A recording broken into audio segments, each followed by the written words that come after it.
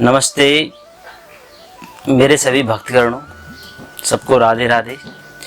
मैं आज आपके सामने मैं अपना खुद का एक्सपीरियंस रख रहा हूँ, जो मुझे इस गीता के वाचन से मुझे प्राप्त हुआ है। सब लोग बोलते हैं गीता, गीता क्या है? सब लोगों के अलग अलग मत हैं, सब लोग अपने अलग अलग तर्क से गीता को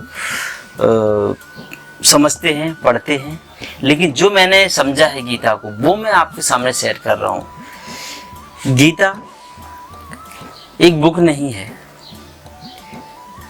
गीता भगवान का दिया हुआ उपदेश है। लोग बोलते हैं महाभारत काल से कृष्ण के द्वारा अर्जुन को ये गीता उपदेश दिया गया था। नहीं, गीता उपदेश लाखों करोड़ों अरबों वर्ष पहले, सतयुग कलयुग से भी पहले भगवान श्री कृष्ण ने सूर्य देव को दिया था। क्यों दिया था?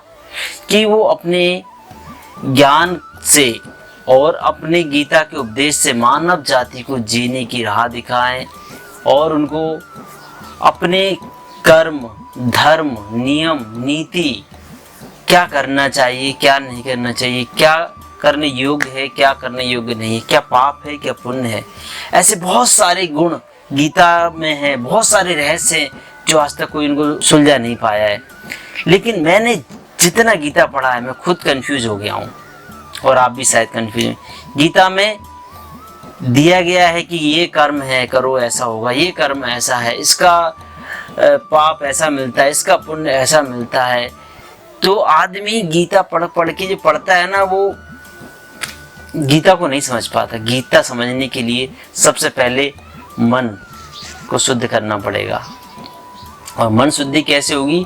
गीता में आपको पूर्ण श्रद्धा विश्वास रखना पड़ेगा। जब भगवान कृष्ण ने अर्जुन को गीता उपदेश दिया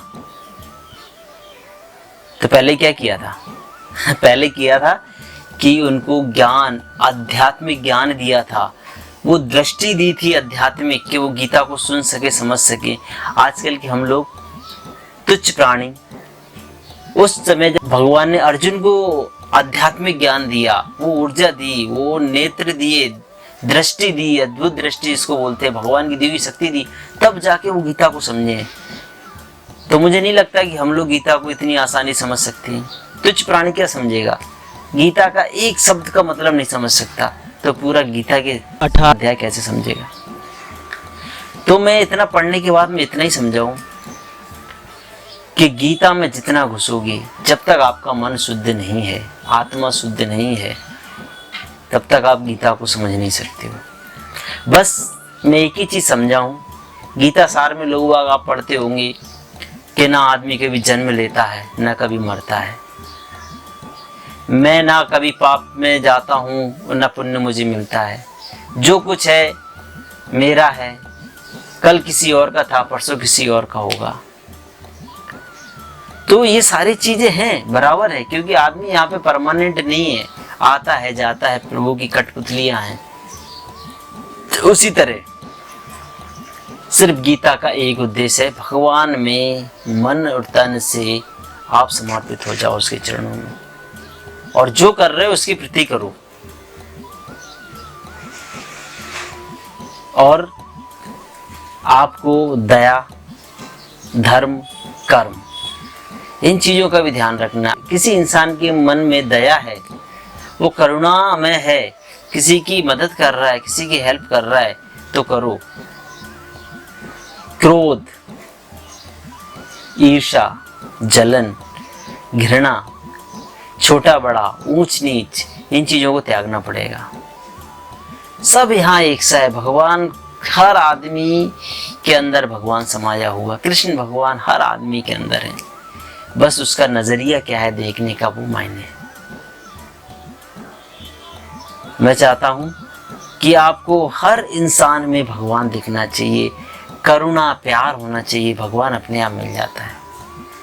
और गीता में जाओगे तो गीता में इतने सारे मोड़ हैं, इतने सारे घुमाव चढ़ाव हैं कि आदमी उसको कर ही नहीं पाएगा। वो कर्म इतने हैं, कर्म है, धर्म है, मोक्ष है, ना जाने कौन कौन सी चीजें भगवान ने समझाई हैं। गृहस्थ आश्रम है, तप आश्रम है, योग आश्रम है, यज्ञ आश्रम है, लेकिन सबसे अच्छा गीता का एक ही सार है, परोपकार करो, भगवान के चरणों में रहो।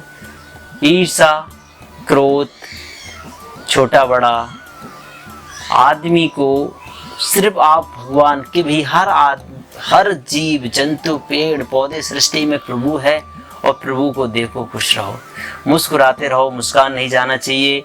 और जो भी सृष्टि में है वो सब प्रभु है, प्रभु की लीला है, प्रभु का अंश है। बस यही ध्यान में रखो। अगर आपसे कोई गलती हो जाए तो आप उसको क्षमा मांग लो, हे भगवान हमसे गलती से हो गया है, हे कृष्ण हमसे ये गलती से पाप हो गया, इसको हमको पाप मुक्त करो। भगवान उस पाप को भी क्षमा कर देते हैं। कभी कभी होता है कि लोग वह दुष्कर्म करने के बाद भी उनको अफसोस नहीं होता, घृणा नहीं होती, उनको उस पर क्षमा याचना नहीं करता, तो वो पाप का भागीदारी बन जाता है। हे प्रभु, आप सारी सृष्टि में समाये हो, और जो हो रहा है आपके प्रति हो रहा है, और जो हमसे गलती हुई है उनकी क्षमा मांगो। कुछ अगर ऐसे दुष्कर्म हो गए हैं उनकी क्षमा मांगो।